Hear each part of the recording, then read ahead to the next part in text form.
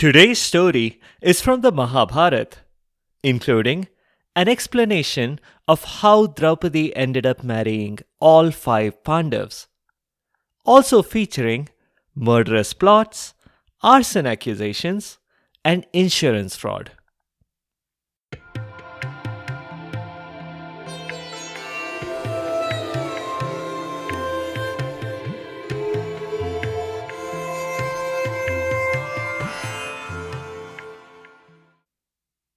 Welcome to Stories from India. This is a podcast that will take you on a journey through the rich mythology, folklore, and history of the Indian subcontinent. I am Narad Muni, the celestial storyteller and the original Time Lord. With my ability to travel through space and time, I can bring you fascinating stories from the past, the present, and the future. From the epic tales of the Mahabharata and Ramayana to the folk tales of the Panchatantra, to stories of Akbar Birbal and Tenali Raman, I have a story for every occasion. The purpose of the stories is neither to pass judgment nor to indoctrinate. My goal is only to share these stories with people who may not have heard them before, and to make them more entertaining for those who have. In this episode, we are back to the Mahabharata. In case you haven't heard previous Mahabharata episodes, I'll give you a quick summary of the story so far. The Mahabharata is one of two major epics from India, the other being the Ramayana, which we have also covered. The Mahabharata started with Bhishma, the crown prince of Hastinapur. Bhishma put in his 2 weeks' notice, even before he ascended to the throne, and all in exchange for a new stepmother, because he wanted his dad to be happy. And even though his dad passed away not long after, this wasn't a Cinderella story. The stepmother, Satyavati, and Bhishma got on all right. But the citizens of Hastinapur weren't happy, even if Bhishma and his stepmother were. They had, after all, lost out a crown prince.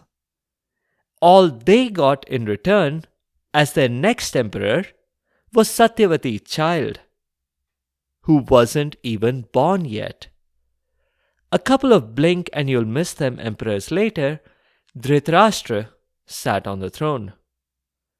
Dhritarashtra was blind, and because of that, people were always worried. What if one day, when ordering a routine execution, he were to sign his name on the wrong dotted line? And then the people would be left with no one to impose unfair taxes and arbitrary laws on them. Such a tragedy would be completely on brand for Hastinapur, considering all that had happened to Dhritarashtra's predecessors. The Hastinapur royal family overreacted to these problems by overcompensating. Dhritarashtra had over 100 children, but to his utter disappointment, it wasn't his eldest, Duryodhan, who became crown prince. That honor went to Yudhishthir, the nephew of Dhritarashtra and the oldest child of the previous emperor, Pandu. Duryodhan wasn't happy, of course. Still, trying to barbecue Yudhishthir, his 4 brothers, and their mother Kunti was not the path an ordinary gentleman would have pursued. Unknown to Duryodhan, the Pandavas and Kunti escaped. Instead of going back and confronting Duryodhan, they explored the countryside in disguise. Along the way, Bhim, the Pandav, got married, and the new couple even had a child. After that, Bhim killed Bakasur, a local terrorist. And then the group reached a Swayamvar. An event where a bride picks out her groom amongst an assembled lineup of eligible bachelors? This Swayamvar was that of Princess Draupadi of the kingdom of Panchal. But Draupadi wasn't picking her husband based on personality or looks. She was targeting an archer, and she seemed to have hit the bullseye with this one. That's where we'll continue the story. Draupadi really wanted to be married to the legendary Prince Arjun. But after the news of his unexpected demise, she consented to the Swayamvar. And now she seemed to be marrying this commoner. At least he was dressed like a commoner. His skills, though, seemed to be on par with that of legendary Prince Arjun. And that's not all. When he introduced himself, he told her that his name was Arjun. Her heart skipped a beat at that. The Pandavas were dead. Everyone had read their obituaries. And yet, could this be Arjun really? It must be. What other explanation was possible here? She tore her eyes away from her new husband and looked to the crowd, which included her bestie, Krishna. Yes, Krishna, the leader of the Yadavas. Draupadi and Krishna had met earlier, and instantly they had become best buddies. And it wasn't just that they shared a name. Oh, if I haven't mentioned it before, Draupadi's name was also Krishna. Anyway, the reason Draupadi sought out Krishna in the crowd of shocked onlookers was because of something Krishna had said to her earlier, before the Swayamvar began. Draupadi, keep an eye out for Arjun. Draupadi wasn't impressed. Why? Is his spirit supposed to be roaming the earth, wandering amongst us? Not exactly, Krishna replied. Just keep an eye out, won't you? And he walked away. Draupadi had been puzzled at the time. It was very unlike Krishna to rub salt on her wounds. Last time she had sprained her foot, when she fell off a horse, he had definitely rubbed an ointment on it, not salt. The same as the time before. Finally, she saw Krishna far away. She didn't have to scream the question out loud, and he didn't have to scream back any answer. The cheerful smile on his face told her the whole story. She whirled back and faced Arjun. You are Arjun, the Arjun, Prince Arjun, the Pandav. That's what I said, didn't I? Arjun said, though that's not what he had said at all. Well, you don't look at all like your obituary pictures, she muttered. She seemed to have touched on a sensitive topic. I know, Arjun said. I bet it was the snake Dushasan who chose those pictures. I wrote a strongly worded letter to the editor. I might still send it one day, but I have to wait for these jokers to catch on first. He indicated Duryodhan and Karna, who were also in the crowd. They were busily muttering to each other. Karna was adamant. Is dal mein kuch kala hai, Duryodhan? Using a popular phrase to indicate that there was something suspicious about the situation. There was more here than met the eye. He went on to say that this bearded beggar, dressed in rags, who had just married Draupadi, had to be Arjun. Draupadi's husband's companions also seemed to fit the bill. The massively built man who was curiously the same size and height as Bhim must be Bhim. And those twins with the tattoos of horses on their arms? Definitely Nakul and Sahadev. And the wise-looking bearded guy who wasn't saying much? That could be Yudhishthir. Adamant though Karna was, everyone knows that it's impossible to be more stubborn than Duryodhan. Fake news. Those Pandavas are total disasters. What a sad lot. You, Karna, you just want Arjun to be alive so that you can defeat him once. Well, you lost your chance bigly. Arjun's dead. Almost as an afterthought, he added, and Karna, there's no need to insult the hosts. The dal they served at lunch was perfectly fine. I didn't see anything black in it. Duryodhan may have been dismissive of Karna's theory, but when he got back to Hastinapur, his elders didn't think that he should have been. The Pandavas are definitely alive, Dhritarashtra said. At least, according to our secret service. Shakuni has the reports. Shakuni was Dhritarashtra's brother-in-law and brother to Duryodhan's mother, Gandhari. Bhishma didn't think much of Shakuni, and he had politely objected to Duryodhan's decision to route all the secret service reports through him. Dhritarashtra had not so politely overruled this objection. "I'm not blind, Pitama," he said, addressing Bhishma. "Well, I am blind, physically, but I mean that I'm not blind, metaphorically speaking. Shakuni is loyal to Duryodhan, who is the current crown prince. That's all that matters." Bhishma had let it go. He was bound by his promise to serve whomever sat on the throne. Back to the present. "What's your evidence, Uncle Shakuni?" Duryodhan asked. "I feel it in my bones, Duryodhan. What more evidence do you want?" Duryodhan was not satisfied with that.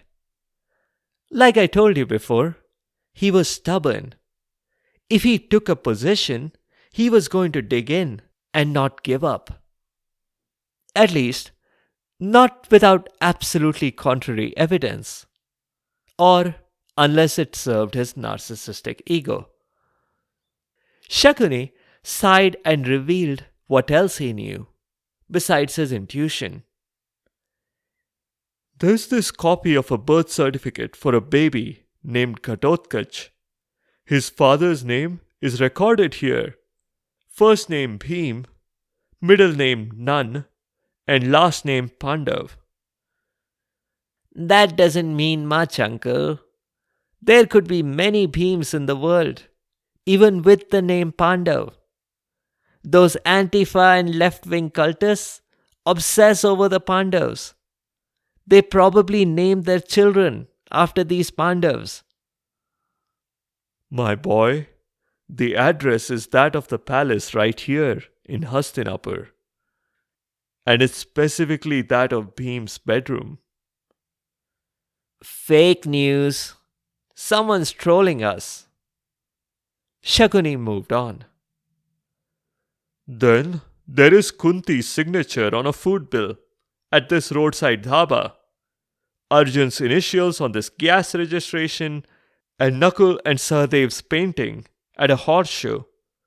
All of these dated at least a month after the Lakshagriha episode. Believe me, boy, they are alive." That seemed to convince Duryodhan, but he wasn't happy about it. "That was cheating. They stole the Swayamvar from me. Draupadi should have been mine. The Pandavas couldn't just come in late. The contest was already over by then. Those Pandavas, they are cheaters. They cheated again. Just like how sleepy Yudhishthir cheated and stole the popular vote and became crown prince. I won by a lot. This is an embarrassment to the whole country. I don't know how others reacted to this, but Shakuni was immensely proud of what a wonderfully combative politician his nephew had turned out to be. Duryodhan was following Shakuni's mantra. Everything was always someone else's fault. Elections were always stolen unless he won. Journalists were always lying if they were unkind to him. He was the best emperor ever, better than the legendary Bharat himself.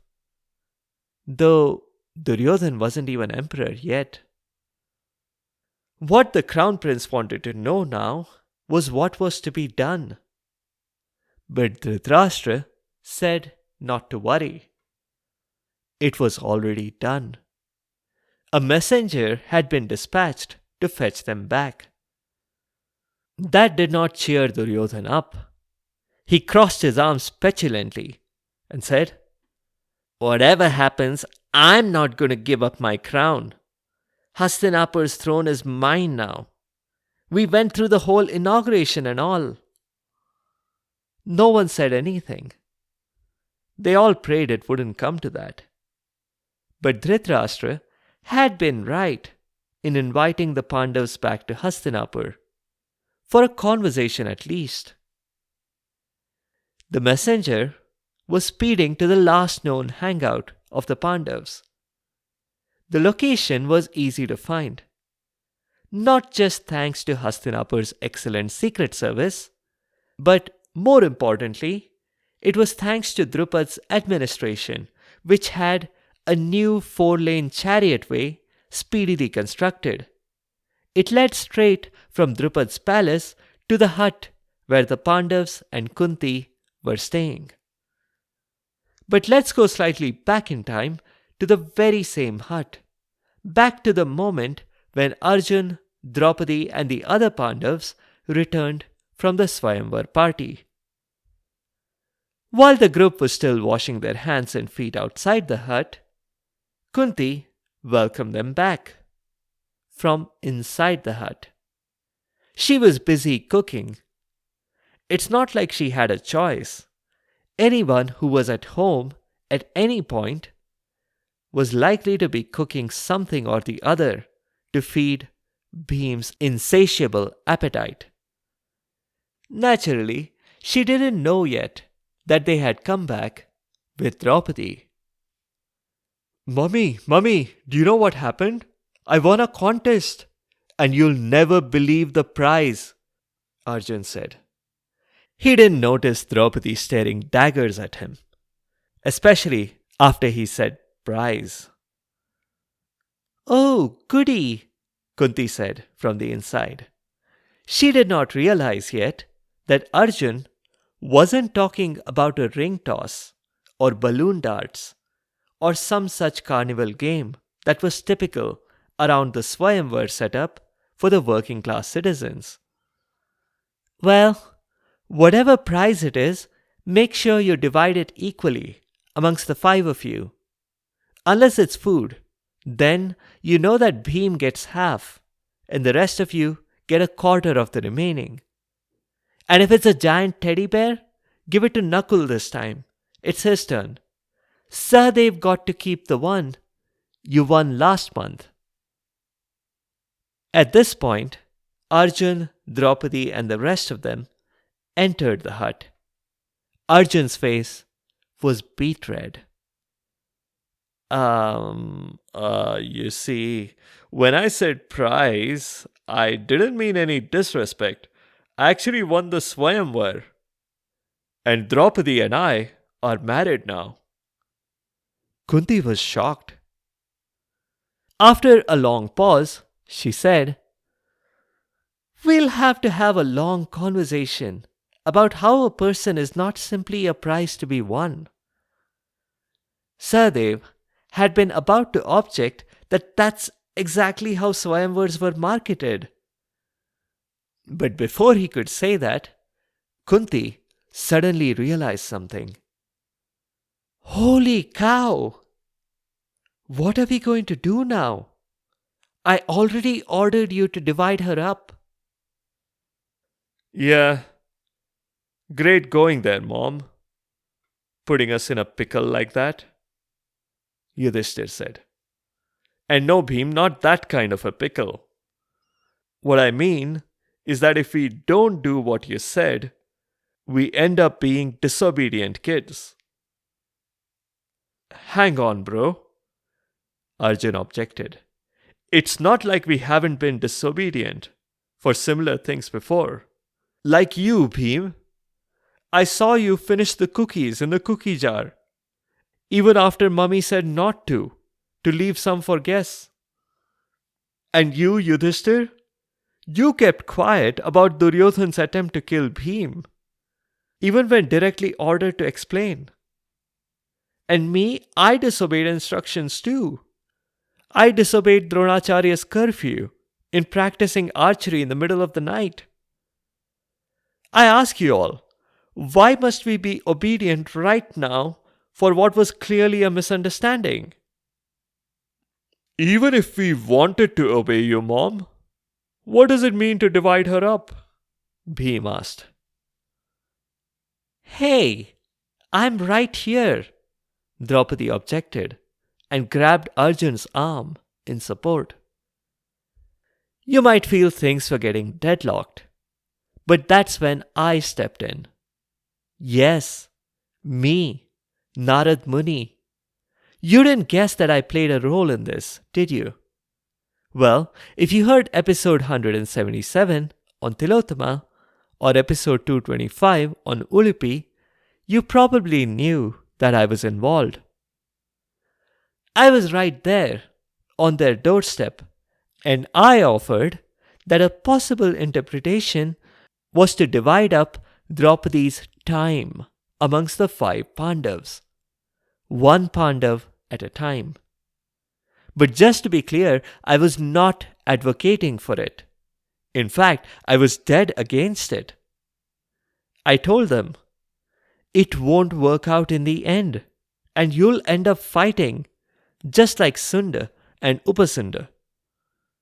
I launched into the story of the 2 Asurs who fought over Tilottama and ended up destroying each other. Nobody seemed impressed. They thought I was trying to extract the wrong moral from the story. Bhim even asked if it wasn't a good thing that they were destroyed. The 2 Asurs had unlimited superpowers, and the only way to defeat them was if they killed each other. It seemed only Draupadi had paid careful attention. Arjun was even more forceful now, and the little hope that the other 4 Pandavas had of marrying Draupadi was starting to fade now. No, absolutely not, Arjun said. We are not even going to talk about it. We can't divide up Draupadi's time like that. It's completely messed up.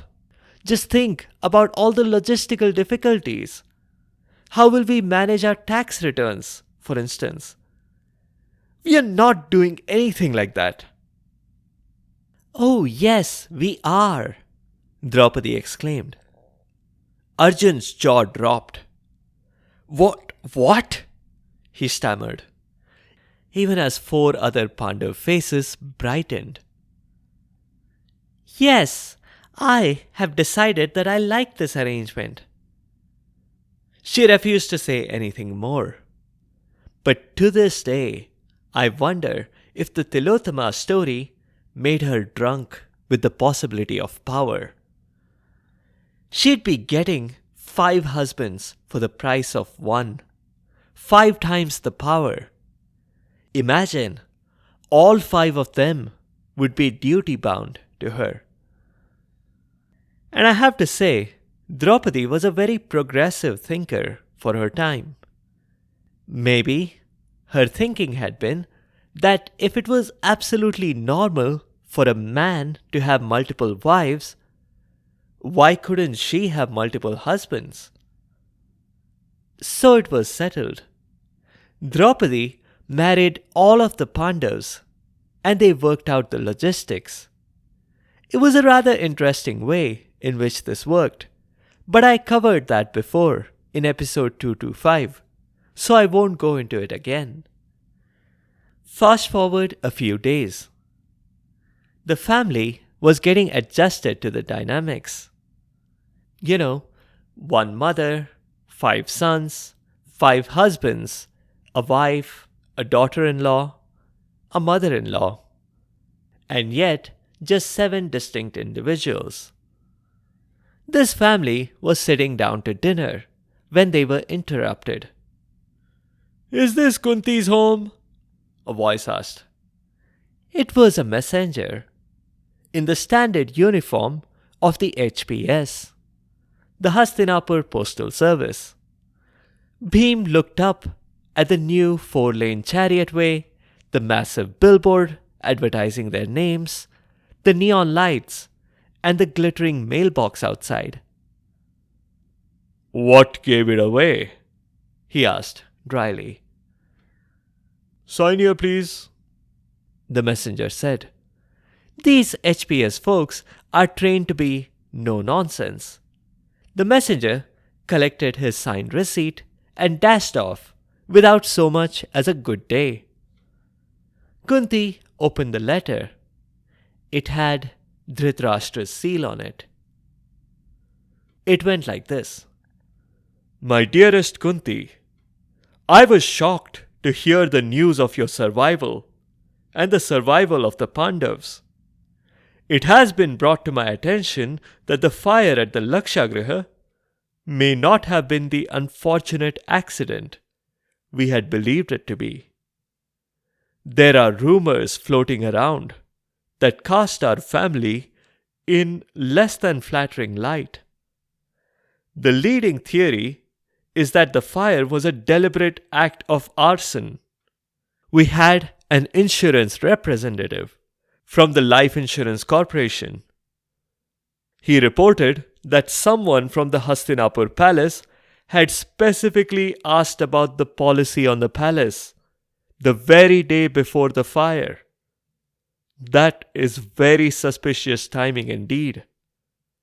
I am puzzled by your behavior, and I cannot help but wonder. 1. What were the exact circumstances of your departure from the Lakshagriha palace? 2. Why did you not establish contact with us? Why did you go AWOL? You could have simply returned to Hastinapur after escaping the fire. 3. Whose bodies were found? One of them was Purochin, the architect. Who were the other 6 people? Our coroner concluded that they were definitely a woman and her 5 children. I have to ask tough questions. Did you or any of your children start the fire? Did you do it for the insurance? I can try my best to ensure a fair trial, but I need you to come clean. I need the truth. 7 people have died in this terrible fire. Even if we don't know who 6 of them are, we must serve justice. I can no longer ignore whispers that suggest dark truths. It pains me to even entertain the notion, but I must confront the possibility that you and your sons may have played a role in the Lakshagriha tragedy. Our family's honor hangs in the balance, and it is imperative that we address these allegations with the utmost seriousness and transparency. We owe this to the Hastinapur public and to Duryodhan, who, out of such generosity, had that palace constructed for you. Don't reply back by letter. Instead, all of you need to come to Hastinapur. Come in 5 days' time. We have a pre-trial committee set up to hear your side of the story. If you or your children burn down your palace, and are ashamed to admit it, please don't hesitate. I am, after all, their uncle and your brother-in-law. I'll do what I can to minimize your punishment. The one thing I can't understand, though, is how Yudhishthir could have abandoned his kingdom. Why was he okay with it?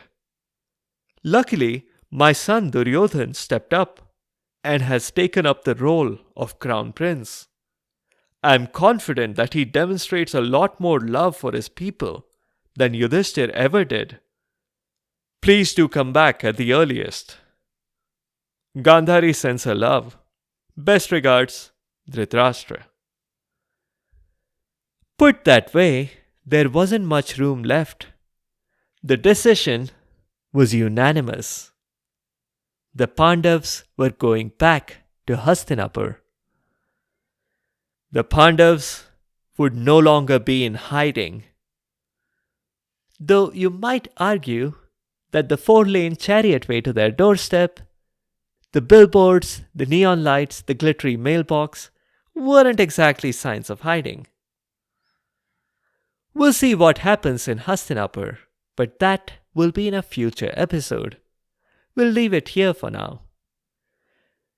Check out the links in the show notes and on the site sfipodcast.com for previous Mahabharata episodes. In the next episode, we'll do a Telugu folktale. It's about a shepherd who turns into a ghost. Thank you all for the comments on social media and on Spotify's Q&A. I can't directly reply to the questions there, but I'll address them here on this show. Kyra, Jen, HYSR, Ira, thank you for the feedback. Abir, of course I'm real. Shalu, thank you for the meaningful feedback, as always. The Ghost, I do have Chandrakanta coming up again soon. Anev, I did cover holy stories a long time ago. Check out episode 143.5 and also episode 20. Hiranmai, thank you for the support as always. I will look into doing a story on Aruna Asaf Ali. Deepthi, thank you for the feedback. To your question, the answer is simple. As much as I don't like playing favorites, my preference may not come as a surprise. I am Vishnu's #1 fan and president for life of his fan club, after all. In all pop culture depictions, I'm constantly repeating his name as well. And for the record, I am not president for life of Brahma's fan club. I guess that answers your question. If you have any other comments or suggestions, or if there are particular stories that you'd like to hear, please do let me know by leaving a comment or a review on the site sfipodcast.com, or reply to the questions on Spotify's Q&A. You can also find me on Instagram and Facebook. You can listen to the show on all podcast apps, and that now includes YouTube. If you want to send me an email, it's storiesfromindiapodcast@gmail.com. Be sure to subscribe to the show to get notified automatically of new episodes. A big thank you to each and every one of you for your continued support and your feedback. The music is from purpleplanet.com. That's purple-planet.com. Thank you for listening, and I'll see you next time.